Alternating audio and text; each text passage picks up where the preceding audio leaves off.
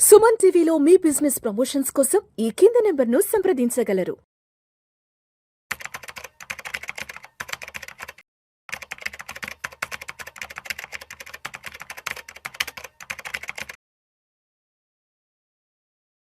రామచంద్రమూర్తి గారు నమస్తే సార్. నమస్తే విష్ణు గారు. Welcome to Vishnu talks. Thank you అండి.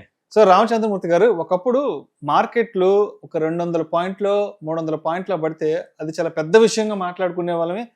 ఆ రోజు బ్లడ్ బాత్ అనో, లేదంటే క్రాష్ అనో, లేదంటే పెద్ద వాల్టాలిటీ అనో, చాలా పెద్ద పెద్ద పదాలు ఉపయోగించి మాట్లాడుకునే వాళ్ళం. ఏది 200 పాయింట్లు 300 పాయింట్లు పడితే.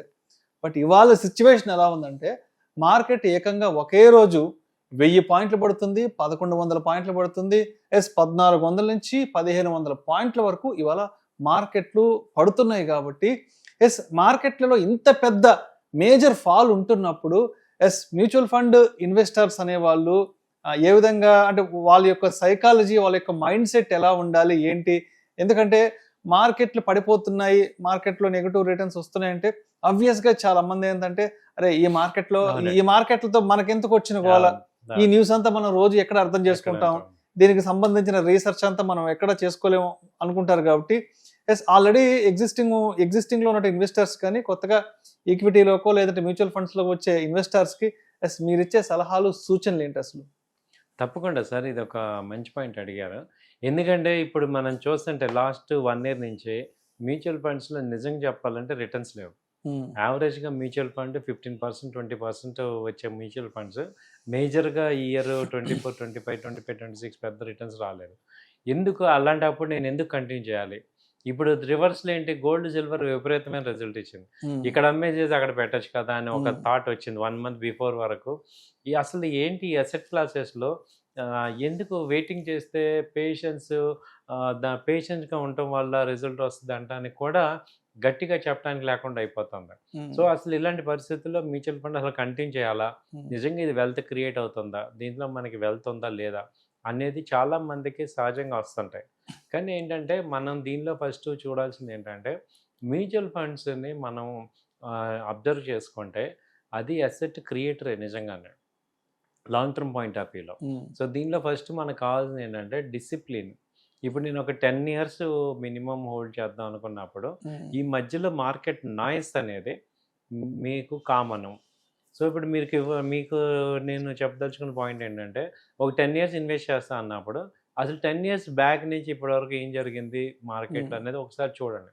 ఎన్ని క్రాష్లు వచ్చాయి, ఎంత గోల్ వచ్చింది, ఎన్ని రకాలుగా మార్కెట్లు డౌన్ అయినాయి, బట్ ఇప్పుడు ఎలా ఉంది. కాబట్టి ఏంటంటే ఒక 10 years ఆర్జన్ తీసుకుంటే మార్కెట్స్ మ్యూచువల్ ఫండ్ అనేవాళ్ళు కనీసం 10 years తీసుకోవాలి. అప్పుడే మీకు ఆ వాల్యూ క్రియేషన్, వెల్త్ అనేది మనకి కనపడుతుంది. అంటే 8 to 10 years అనేది ఒక ఇన్వెస్ట్మెంట్ సైకిల్, మినిమం సైకిల్. అది లేకుండా మీకు ఇన్వెస్ట్మెంట్ అనేది కనపడదు. ఎందుకంటే ఎవ్రీ 5 yearsకి ఏమవుతుందంటే, అక్కడ యూఎస్లో ఎలక్షన్స్ వచ్చి గవర్నమెంట్ మారుతుంది, అలాగే ఇండియాలో గవర్నమెంట్ మారుతుంది. వాటి యొక్క ఇంపాక్ట్ వేరే ఉంటాయి. ఇప్పుడు ఉన్న కంపెనీలు రివర్స్ అయ్యే కంపెనీలు అవ్వచ్చు, అవి ఇటు అవ్వచ్చు. కాబట్టి ఏంటంటే ఒక cycle of 10 years, 8 to 10 years ఇస్తే 2 terms గవర్నమెంట్స్ మారాలి. ఓకే. సో 2 ఎలక్షన్లు పూర్తయ్యేంత సమయం వరకు మనం వెయిట్ చేయాలి. అది అమెరికా గానే ఉండి భారతదేశం రెండు ఇంటర్ రిలేటెడ్ కాబట్టి ఇది చాలా లాజిక్. చాలా మంది 8 years ఉండమంటూ 10 years ఎందుకని చెప్పరు. ఇది యాక్చువల్ రీజన్. ఎందుకంటే 2 terms మనం చూస్తే గానీ ఒక సైకిల్ అవ్వదు. ఇన్వెస్ట్మెంట్ సైకిల్, ఫైనాన్షియల్ సైకిల్ అవ్వదు. వాటి డెసిషన్స్ మారుతుంటాయి, వాటి యొక్క ఇంపాక్ట్ అవుతుంటాయి.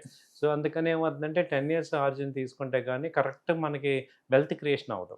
కాబట్టి మినిమం ఏదో 1 year పెట్టాను, 2 years పెట్టాను అని అంటే వేస్ట్ అనమాట. సో ఇప్పుడు మీరు చాలామంది మ్యూచువల్ ఫండ్ 2 years, 1 year అలా పెట్టుకొని ఈ మార్కెట్ క్రాష్ అయినప్పుడు తీయటం, దాన్ని ట్రేడింగ్ చేయొద్దు. సో ట్రేడింగ్ చేయండి, కావాలంటే మీరు కొంత డబ్బు పెట్టుకొని ఈక్విటీలో ట్రేడ్ చేసుకోండి, దీని జోలికి వెళ్ళొద్దు.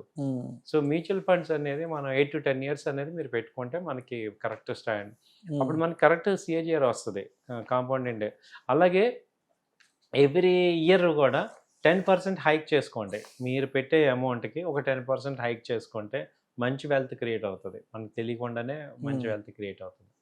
సో నెక్స్ట్ తీసుకుంటే ఇప్పుడు ఏ ఫండ్స్ పెట్టుకోవాలి, ఎలాంటి ఫండ్స్లో మనం ఇన్వెస్ట్ చేయాలి అంటే అది చాలా ఇంపార్టెంట్. ఒక్కోసారి ఏమవుతుంది స్మాల్ అండ్ మైక్రో క్యాప్ చాలా పర్ఫామ్ చేయొచ్చు. ఒక్కోసారి లార్జ్ క్యాప్ మిడ్ చేయొచ్చు. క్యాప్ లార్జ్ మిడ్ క్యాప్ మళ్ళీ అక్కడ పెద్ద కన్ఫ్యూజన్, చాలా కన్ఫ్యూజన్. ఒక్కోసారి డెట్ ఫండ్స్ డెట్ ఫండ్స్ బాగా పెర్ఫార్మెన్స్ చేస్తాయి. సో ఏది ఇప్పుడు ఇవాళ స్మాల్ అండ్ మైక్రో క్యాప్ అయింది నెగిటివ్ రిజల్ట్ వచ్చాయి, లార్జ్ క్యాప్ బాగా పాజిటివ్ వచ్చింది. సో ఏది బెటర్ ఏంటంటే అది మ్యూచువల్ ఫండే డైవర్సిఫికేషన్ అయితే మ్యూచువల్ ఫండ్లో కూడా డైవర్సిఫికేషన్ ఇప్పుడు కావాలి.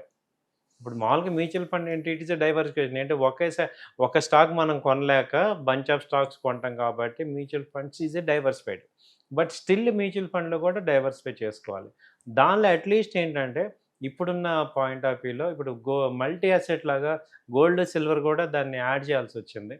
సో ఇప్పుడు మీకు ఏం చేయాలి, అంతకుముందు ఏం చెప్పేవాళ్ళం, డెట్ ఒక 20%, గోల్డ్ సిల్వర్ మల్టీ అసెట్స్ ఒక 20%, ఒక 20% లార్జ్ క్యాప్, ఒక 20% మిడ్ క్యాప్, ఒక 20 స్మాల్ క్యాప్, ఇలా డైవర్సిఫై చేసుకోవాల్సిందే. ఎందుకంటే ఏది ఎప్పుడు ఎలా ఓవర్ పర్ఫామ్ చేస్తుందో తెలియట్లా. ఇప్పుడు 10 years ఆర్జిన్లో వెండి ఎంత ఉంటుంది అంటే చాలా ఉంటుంది. మరి వెండిలో మనం లేకపోతే ఎలా? గోల్డ్ ఎంత ఉంటుంది 10 years ఆర్జిన్లో? చాలా ఉంటుంది. సో ఇప్పుడు ఓన్లీ ఈక్విటీస్ పెట్టుకునే కన్నా ఈ 5 ఫ్యాక్టర్స్ డెట్లో కూడా ఉండాలి. డెట్ ఎందుకని, మార్కెట్స్ డౌన్ అయినా కానీ మీకు 10% 12% ఇస్తున్నాయి సిఏజిఆర్ డెట్ ఫండ్స్. సో కాబట్టి ఏంటంటే ఈ 5 కంపల్సరీ ఉండేటట్టు పెట్టుకోండి. అలాంటి ఫండ్స్ మీరు తీసుకోండి. ఏంటంటే డెట్ ఫండ్స్ తీసుకోవాలి, మెటల్స్ గోల్డ్ సిల్వర్ ఉండాలి, ఆ తర్వాత large cap, mid cap, small cap. So ఇప్పుడు మీరు 10,000 కడతానంటే ఈఎంఐ అనుకుంటే వీటన్నిటిలో ఉండేటట్టు కనుక మనం ప్లాన్ చేసుకుంటే ఇక మనం సేఫ్ అలా కూర్చోవచ్చు. మీరు 10 years మంచి రేట్ అయితే వస్తుంది. సో అప్పుడు టెన్షన్ ఉండదు. ఎందుకంటే ఒక సెక్టర్ డౌన్ అయినా ఇంకో సెక్టర్ మనకి రేజ్ అవుతుంది. ఇప్పుడు ఈక్విటీ మార్కెట్స్ పడితే గోల్డ్ పెరుగుతూ ఉంటుంది, అటు మీకు కనపడుతూ ఉంటుంది. ఓన్లీ ఇన్వెస్ట్ చేసి ఓన్లీ ఒక సెక్టర్లో చేసిన వాళ్ళు ఎక్కువ దెబ్బతింటున్నారు అనమాట. సో అలా చేసుకుంటే మీకు బాగుంటుంది. నిజంగా చాలా మంచి పాయింట్, చాలా యూనిక్ పాయింట్ చెప్పారు. ఎందుకంటే చాలా మంది ఏదో మార్కెట్లలో వాలటాలిటీ ఉన్నప్పుడు వెంటనే మ్యూచువల్ ఫండ్ అమౌంట్ విత్డ్రాల్ చేసుకుందాం, రిడమ్షన్ చేసేసుకుందాం, లేదంటే ఈక్విటీ మార్కెట్స్లో ఉన్న అమౌంట్ ఎంత కొంత ప్రాఫిట్ బుక్ చేసుకొని వెనక్కి వెళ్ళిపోదాం అని చెప్తుంటారు. ఇంకొంతమంది 10 year విషయానికి వస్తే ఒక 7 years నుండి ఒక 8 years నుండి. బట్ అది కాదు.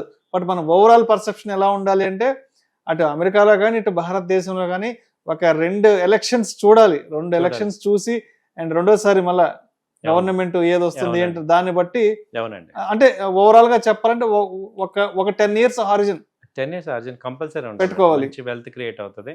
కాబట్టి ఇది మర్చిపోకండి. ఇప్పుడు ఎందుకు అనేది మనకు తెలిస్తే మనం ఉంటాం. చాలా మంది ఏం చెప్తారు, ఈ ఆన్సర్ చెప్పకుండా అదొక అంతే స్టాండర్డ్ రూల్ అంటారు. రూల్ ఇదనమాట. సో 2 గవర్నమెంట్ చూస్తే కానీ వెల్త్ క్రియేట్ అవుతుంది. Super sir, super sir. Thank you sir. Thank you sir. Thank you so much Ramachandramurthy గారు. సో మార్కెట్లలో ప్యానిక్ ఉన్నప్పుడు మరి మార్కెట్లను చూసి భయపడి వెనక్కి వెళ్ళిపోయే వాళ్ళకి చాలా చాలా మంచి సజెషన్స్ ఇచ్చారు, మంచి సూచనలు సలహాలు తెలియజేశారు. Thank you so much Ramachandramurthy గారు.